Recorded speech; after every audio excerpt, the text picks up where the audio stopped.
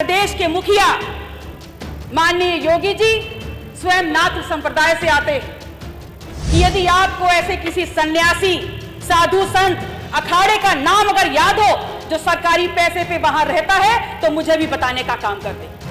आपकी बजट में विकास आपकी इंपॉर्टेंस में है, प्राथमिकता में है, बहुत बढ़िया।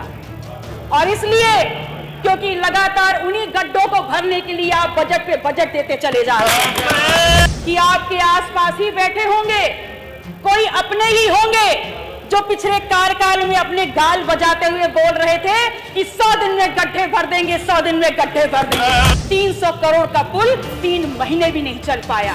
अगर नाम देना था तो मेहुल चौकसी का दे देते, नीरव मोदी का दे देते, गौतम अडानी का दे देते, दुर्गा भाभी का क्यों दिया?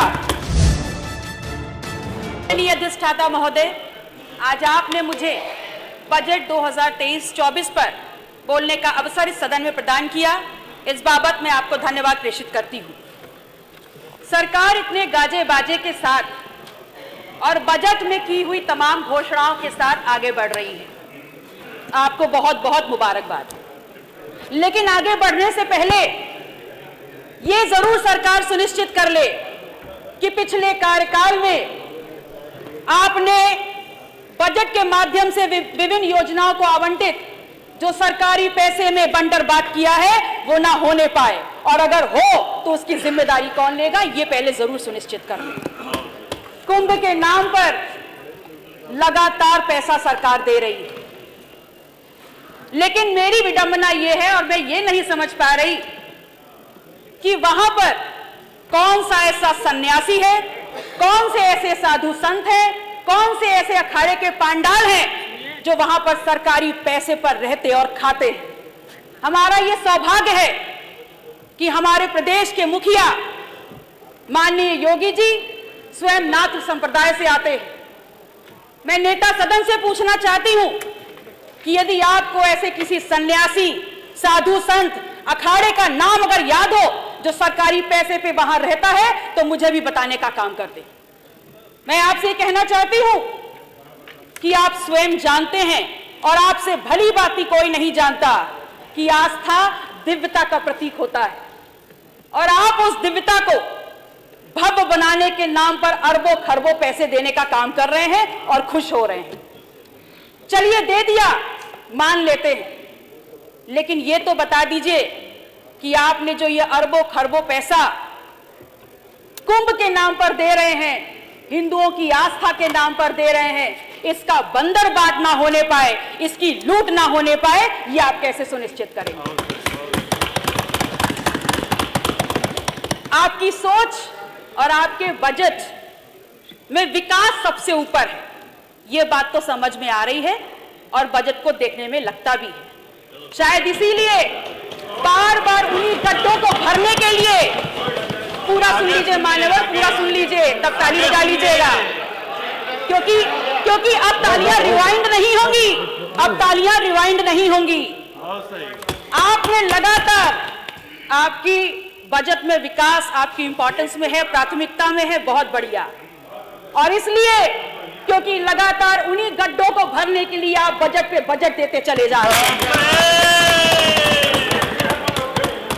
तो मैं माननीय मुख्यमंत्री जी से कहना चाहती हूं कि आपके आसपास ही बैठे होंगे कोई अपने ही होंगे जो पिछले कार्यकाल में अपने गाल बजाते हुए बोल रहे थे कि 100 दिन में गड्ढे भर देंगे, 100 दिन में गड्ढे भर देंगे, और फिर आज पुनः वही गड्ढों में गड्ढे भरने का काम हो रहा है। तो मेरा प्रश्न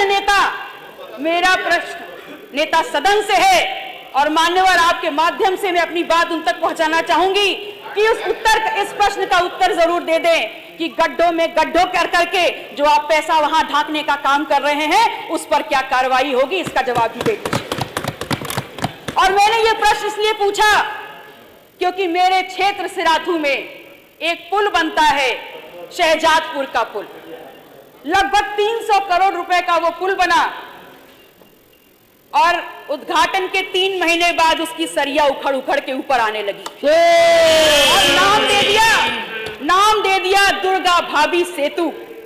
एक ऐसा महिला का नाम दिया जिन्होंने अपने गौरवशाली योगदान की वजह से इतिहास में अपना नाम दर्ज किया, और वो उनके नाम पे होने के बावजूद 300 करोड़ का पुल 3 महीने भी नहीं चल पाया। अगर नाम देना था तो मेहुल चौकसी का दे देते, नीरव मोदी का दे देते, गौतम अडानी का दे देते, दुर्गा भाभी का क्यों दिया?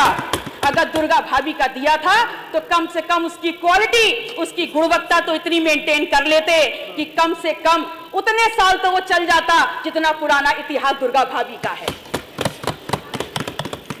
आपकी प्राथमिकता में स्वास्थ्य है और स्वास्थ्य से जुड़ी सेवाएं, तभी तो आपने उल्लेखित किया है कि 45 जनपद मेडिकल कॉलेजेस से आच्छादित हैं, 14 निर्माणाधीन हैं और 16 पीपीपी मॉडल पर बनाए जा रहे हैं। लेकिन मान्यवर, मैं ये कहना चाहती हूं कि आप हमेशा आधी अधूरी जानकारी ही क्यों देते हैं? आप किसको धोखा दे रहे हैं? इस प्रदेश की जनता को? मान्यवर, माननीय विधायक जी, है ये सब पूरा 5 मिनट, ये सब बहुत सदस्य है, सभी का नाम आ जाएगा, सभी का। इस प्रदेश की जनता को सांस लेते जीते जागते काम करते अस्पताल चाहिए, मुर्दा खोखले जर्जर भवन नहीं चाहिए। माननीय विधायक गौरी शंकर वर्मा जी, तो आप माननीय विधायक गौरी शंकर वर्मा जी, आप एक विधायक एक अस्पताल बनाइए, लेकिन उसकी गुणवत्ता ऐसी हो जहां 5 से 10 बार मरीजों की सेवा हो सके और उनको उच्च कोटि की स्वास्थ्य सुविधाएं मिल सके। मैं आपसे कहना चाहती हूं कि पिछले दिन सदन में माननीय नेता प्रतिपक्ष बहुत उत्तेजित हो गए थे, रौद्र रूप दिखाने का उन्होंने काम किया, तो मैं उनसे कहती हूं कि आपके रौद्र रूप की गरिमा और सम्मान और बढ़ गया होता यदि आपने अपना ये रौद्र रूप और अपनी नाकें उन पर तरलने का काम किया होता जो आपके बगल में बैठ करके 100 मुकदमे झेल रहे हैं, हत्या के आरोपी है, जमीन की लूटपाट में शामिल है, और आपने लोकतंत्र का मजाक उड़ा करके आपके बगल में डिप्टी सीएम बनकर बैठे हैं। अगर आपने उनके ऊपर आंखें तैर ली होती तो आपका सांस दे गया होता। हम तो हैं विपक्ष में, हम मानते हैं आपकी कम संख्या में है, लेकिन आपको विश्वास दिलाते हैं उस पक्ष में आने में हमको वक्त नहीं लगेगा। आप सुरक्षा की बात करते हैं और सुरक्षा में माहौल रखते हैं। आप देख लीजिए कि आपका सदन और आपकी सरकार इन विधायकों की सुरक्षा के साथ क्या मजाक कर रही है। माननीय विधायक जी, की सुरक्षा आपने माननीय विधायक जी बोल दिया। माननीय विधायक गौरी शंकर वर्मा जी का नाम कल्याण एवं सर्वजनिक विकास के लिए युक्त संकल्प है। सुशासन, सुरक्षा, जन विकास के मार्ग पर आगे बढ़ते हुए अपराध एवं भ्रष्टाचार के प्रति जीरो टॉलरेंस की नीति के साथ साथ शक्ति एवं सद्भाव का वातावरण